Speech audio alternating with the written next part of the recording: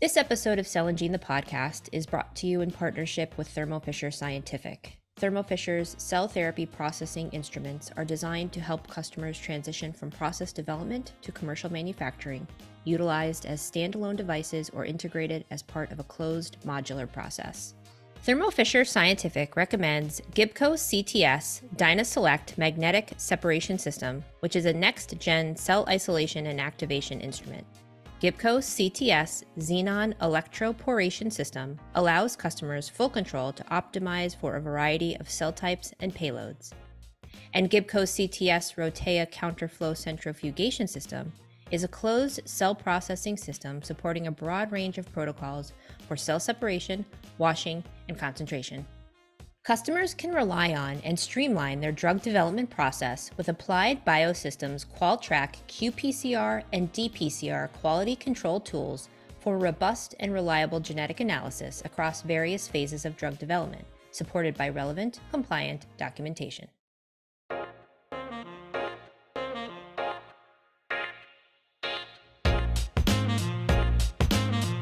Hello, listeners, and welcome to this episode of Cell and Gene, the podcast. I'm your host, Erin Harris, and my guest for this episode is Usman Azam. You know him or may know him as he goes by Oz. Oz is CEO of Inspirna now and has spent part of his career at GSK, Pfizer, J&J, and has been Novartis's global head of cell and gene therapy. He has been the president and CEO of Tmunity Therapeutics. And given Oz's tenure in the cell and gene therapy space, I had to invite him on the pod to get his valuable take on the state of the space. So Oz, welcome. Thanks for being here. Erin, thrilled to be on your podcast. Looking forward to the conversation. Same here. So let's jump right in. You have quite a robust profile, and I would love for you to explain to our listeners a brief explanation of your professional background leading up to where you are today. So, Erin, I've been in life sciences, or should I say, I've been very blessed to be in the life sciences for nearly 24 years now. Originally, I practiced and trained as a physician in the UK as an obstetrician and gynecologist. I made a career switch in the late 90s, retrained as a pharmaceutical physician, and was very blessed to then enter the world, primarily in my earlier stages of my career, clinical development and medical affairs in some big pharmas. I joined industry with Park Davis, Warner Lambert, which became Pfizer. Ended up in the States very early on in my career. 2001, I actually moved to the US, and then successively sort of worked in progressive senior leadership roles in pharma. Went to my first biotech, which was a company called Aspreva, which was working in autoimmune diseases. And then I came back for a 9-year tenure at Novartis, where I had this very unique, privileged opportunity at a part of my career at Novartis to build out the cell and gene therapies business unit, which led to the development and approval of Kymriah, the first CAR-T therapy. I then, after my tenure at Novartis, moved to build up Tmunity with Carl June and Bruce Levine and other phenomenal luminaries who taught me a lot about T-cell engineering. And I'm really excited now, applying all those learnings in immuno-oncology and oncology as a whole to my new home of Inspirna, where we're focused on looking at the drivers of cancer and decoding using microRNA technologies and techniques to basically reverse engineer cancer and develop targeted therapeutics along the pathways and drivers of cancer. And it's a clinical stage company, which is where I really enjoy being. Wonderful. Well, again, I can't thank you for your time. I want to talk a little bit about some of the challenges that remain in the cell and gene therapy space. So it's certainly possible that we're on our way to, 13 cell and gene therapies being approved this year, and incredibly exciting for everyone in the space and the patients who will hopefully be, recipients of these therapies. But some challenges do remain. And one of them, for example, is, how or will our healthcare systems catch up with the science? And so that's what I wanted to ask you, where are we with the science versus how our healthcare systems actually match up? Yeah, it's a billion-dollar question, right? It's probably the most important question to crack and solve for. And I've thought about this long and hard over the past decade, having been involved with some very challenging conversations around value. And I think it goes back to the big issue that we have for the healthcare systems is actually a lack of consensus on assessing value for these products, both from the healthcare provider purchaser side and the innovator side. And I think that's the biggest thing to solve for in cell and gene therapies, especially when you're looking at smaller disease populations in the setting of certain gene therapies. Certainly now with CAR T therapies and TCR therapies, you're looking at much larger sizable indications than originally the lymphoma leukemia indications. But that's where the big sort of wrestling match is still going on, is how do you assess value fairly? And one size unfortunately doesn't fit all. We have those that are very purist that focus on a very ISO model or a nice model. And then you have on the opposite side, folks who may be a little bit too woolly and qualitative and not as objective. And somewhere that meeting needs to happen, because that's going to be the real way that the healthcare system catches up. And, when you talk to payers and providers, and I've spoken to many of them over the past decade around oncology, the hardest thing for them is that they have an economic reality. There's a finite budget. We as innovators don't want to break that budget. That's not certainly the business that, we get out of bed to do what we do in the mornings. But it's one that I think there is still an impasse, and there isn't a philosophical alignment on how do you really look at value for, indications as they expand. We did it quite successfully with leukemia and lymphoma because there was a model, right? Kids who were getting treated and had relapses ended up at best with a transplant. You can quantify the cost of a transplant. Now that cost came out to about just over $1 million, give or take, right? For depending on zip code. And I'm talking about 10 years ago. It's probably definitely gone up now. But you could see how you could arbitrage an argument and say, well, the cost of a CAR T therapy, which is curative, is persistent and durable, can be X dollars, right? So that was, now looking back, it's easier. It was hard at the time, but it's easier now.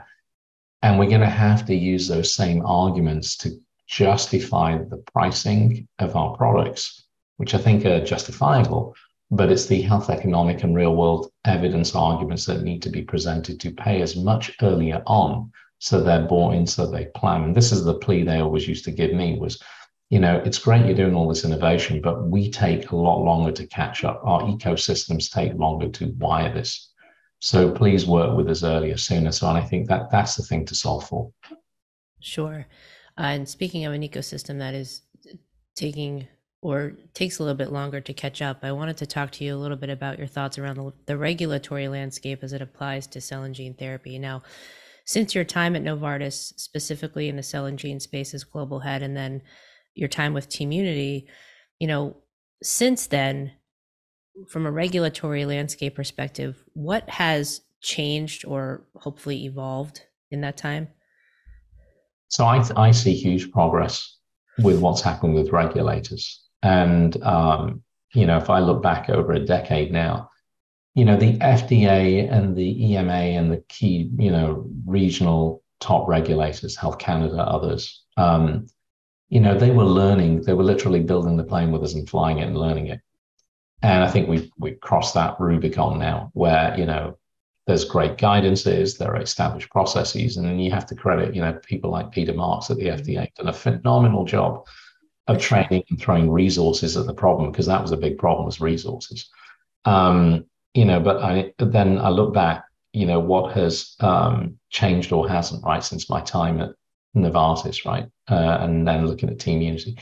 So there's one thing that for cell and gene therapies, and folks who are practitioners in the field, they understand this inside out, which is that you live or die by your product, the creation of that product and understanding of the product. So the biggest issue I always saw 10 years ago was CMC and analytical development and process development know-how, but explaining that from a regulatory perspective. And when I talk to my friends in the field now, it's the same issues. It's always common things are common, right? And it always goes back to analytical development. How do you characterize your product, your process? How do you define your critical quality attributes? And how do you measure potency, assays, assay development that's reproducible, stable? All those things still are valid as they were 10 years ago. Yet when I look at companies, I still see them struggling with that. And part of it, I think, is a competency gap. Part of it is, we kind of think that, we can outsource a lot of this and there's other people that could do it for us. But unfortunately, you can't. You as the innovator have to know your product best. And I think that is a challenge and will remain a challenge in that, it maybe seems an afterthought by some. People get very excited with clinical development plans and the size of the population of unmet need we can address. But it's back to fundamentals, right? And I think that's where the regulatory lines are always going to be drawn. My humble opinion is around, CMC and manufacturing, but more, I think, around, assay development, potency, really characterizing your product and saying a variable manufacturing process, which cell therapies are when it comes to an autologous perspective, right? If it's a personalized development product, and even if it's an allogeneic at the end of the day, people want to see from a regulatory perspective, your product best and that you can give some assurances that, this product's going to be consistently of a high quality. So I think that for me was always the issue, and it still remains an issue, I think, if you talk to people in the field.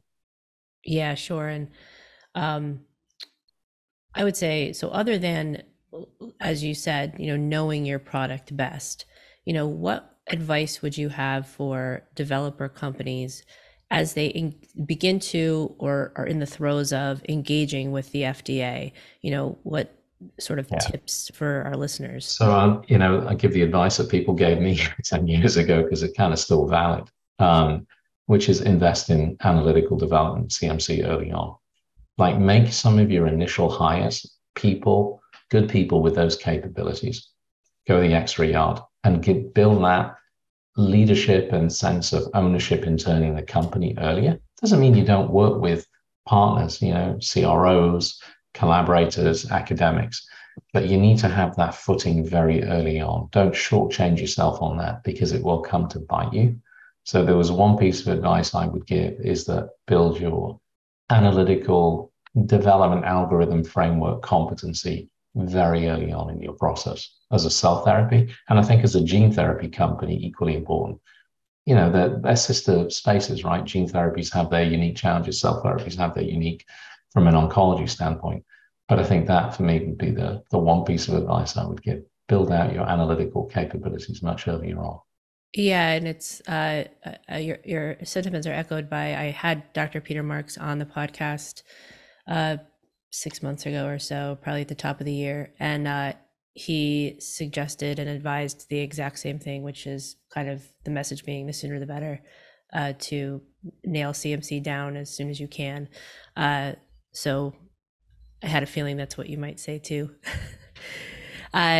Moving on, I wanted to talk a little bit about the solid tumor cancer treatment. So, we mentioned Tmunity earlier, private clinical stage biotech that was focused on CAR T therapy. We now know is, been acquired by Kite Pharma. From your perspective, what is the future of CAR T therapy? We know it's a proven therapy. What is, and then what is the potential in also the solid tumor cancer treatment space? So I think the potential for CAR Ts is huge. I think T-cell engineered products as a whole, when you look at CAR Ts and TCRs, I mean, we've gone past the initial validation in smaller hematological, oncological indications, step one. Now those are broadening, and isn't it great to see persistence and durability data that these products are making a real dent, right? And patients have, overall survival rates that are really, really pretty stellar now. We still have a lot of work to do because we have patients who don't respond, who, relapse, etc. But it's certainly a better picture than we were a decade ago. So I think on that front, I think there's huge optimism that we will continue to build beachheads of good benefit risk data and expand indications in cancer as a whole.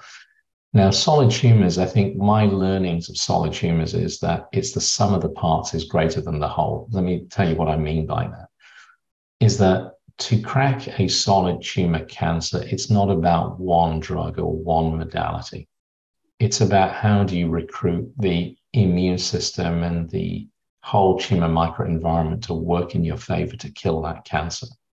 And I didn't really appreciate that in the early days because I was thinking very much about a CD19 model, worked in leukemia, lymphoma, uniquely expressed on B cells. You could target it, and patients could do very well. Sure, they had B cell aplasia, but you could figure that out. But then, over time, you realize that the engineered CAR Ts targeting any antigen you can think of, right? It doesn't matter what it is. It can be a Claudin, it can be a PSMA, it can be whatever, solid tumor antigen.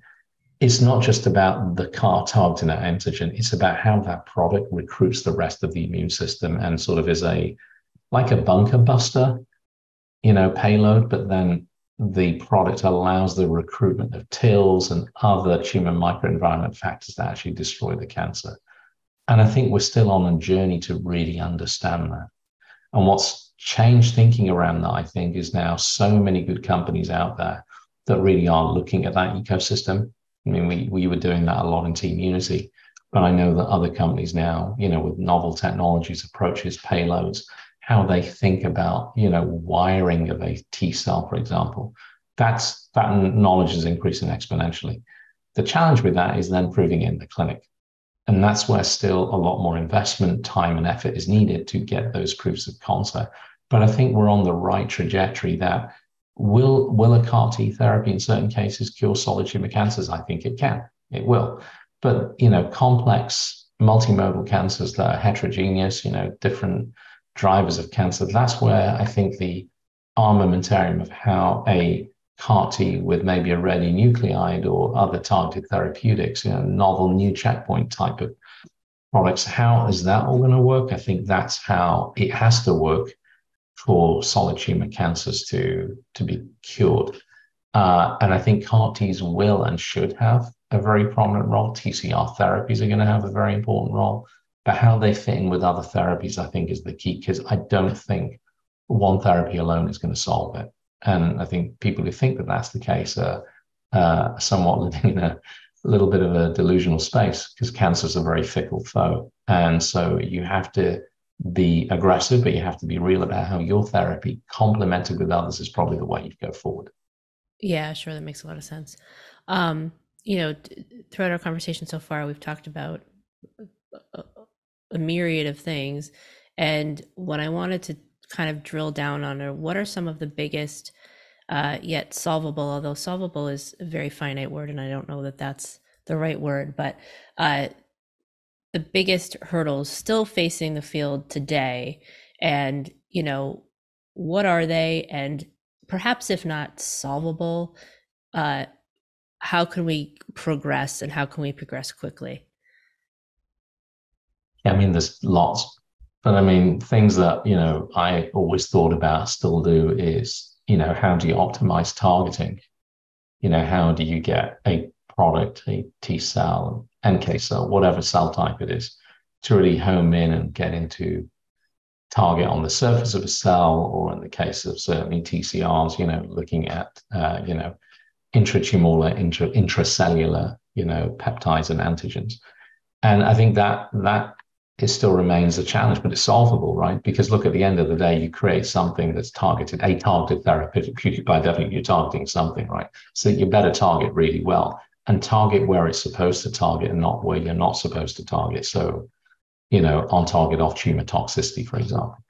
So I think that is still a major thing to solve for, right? Which is, how do you not just identify new targets, because people identify targets all the time. It's about how do you become better at targeting itself, right? So I think that's a big thing to solve for on the cell therapy oncology side. I think on the gene therapy side, I think differently, because there you see every day, even this morning, like looking at data that was coming through from, I can't remember which company, but it keeps going back to the delivery of gene therapies, right? We are still dealing with this, I would say a very stable ecosystem of delivery, which is AAV vectors, or adaptations of vectors. But that needle has to move on from a benefit risk safety perspective, and people have invested heavily in capsid technologies and how you reduce, immune mediated issues, how you avoid these sort of classic liver events that occur with certain serotypes and, types of vectors, AAV type of vectors. And I think that's the other thing that is being solved for and will be solvable because of amazing companies that are looking at novel delivery systems, right? You know, in vivo delivery in a different way that isn't, directly through a virus, right? CRISPR mediated approaches and other approaches. So I think that those for me are like the two areas that I look at with awe sometimes, right? Is it solvable? Yeah, I think it is, right? But is it going to require a lot more tenacity, capital, scientific efforts? Yeah, but those are Absolutely. some thoughts around the areas that I think are solvable, but will require some muscle power still. Good. Okay. Um, I wanted to ask you your thoughts on, we all attend industry conferences. I was lucky enough to sit in the audience when you were on a panel back when you were with Tmunity at a show, at an event in Philadelphia. And so I take the conferences that I attend really seriously. We want to make sure we're all gleaning as much actionable information as we possibly can while we're there. And so when you're to attend, or if you were to attend, a cell and gene therapy focused event again, what would be the one session topic that you wish the event would absolutely have to feature, and why? And, the topic that you think, okay, if I'm going to attend an event, this particular topic has to have a panel of experts, and why? Mhm. So I thought of two, but you've only given me a choice of one. You can So do two. You can do two. okay, so because I was very torn for different reasons, but if you indulge me, I'll give you two. For sure. So the one I think is going to be a must is the application of AI to cell and gene therapies. I Mm-hmm. think that is really important. And specifically why cell and gene is cell and gene, really, if you break it down right, we do a lot of informatics in research and early development research translation, the volume of data. And now that we've got single cell technologies where we can literally decode what is happening to individual cells, when you really sort of look at proteomics, metabolomics, all the omics, that's a hell of a lot of data. And it becomes a data nightmare and it becomes an algorithm game. So informatics is going to win the day. And part of that you can't avoid if you look at the world of AI. And how I'd love to be at a meeting on the Mesa or, one of ASGCT, one of those, somebody really pulling together a state of the art thinking on the applications of AI across the board when it comes to cell and gene therapies.